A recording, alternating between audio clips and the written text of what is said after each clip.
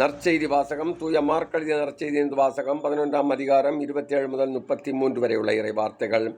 அக்காலத்தில் இயேசும் அவருடைய சீடர்களும் மீண்டும் எருசலேமுக்கு வந்தார்கள். இயேசு கோவிலில் நடந்து கொண்டிருந்த போது தலைமை குருக்கள், மறைநூல் அறிஞர்கள், மூப்பர்கள் ஆகியோர் அவரிடம் வந்து, எந்த அதிகாரத்தால் நீர் இவற்றை செய்கிறீர்? இவற்றை செய்ய உமக்கு அதிகாரம் கொடுத்தவர் யார் என்று கேட்டனர். இயேசு அவர்களுக்கு மறுமொழியாக, நானும் உங்களிடம் ஒரு கேள்வி கேட்கிறேன், நீங்கள் மறுமொழி கூறுங்கள்.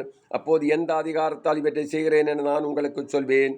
திருமுழுக்கு அளிக்கும் அதிகாரம் யோவானுக்கு விண்ணகத்திலிருந்து வந்ததா அல்லது மனிதரிடமிருந்து வந்ததா? எனக்கு பதில் சொல்லுங்கள் என்றார். அவர் விண்ணகத்திலிருந்து வந்து என்போமானால் பின் ஏன் அவரை நம்பவில்லை என கேட்பார்.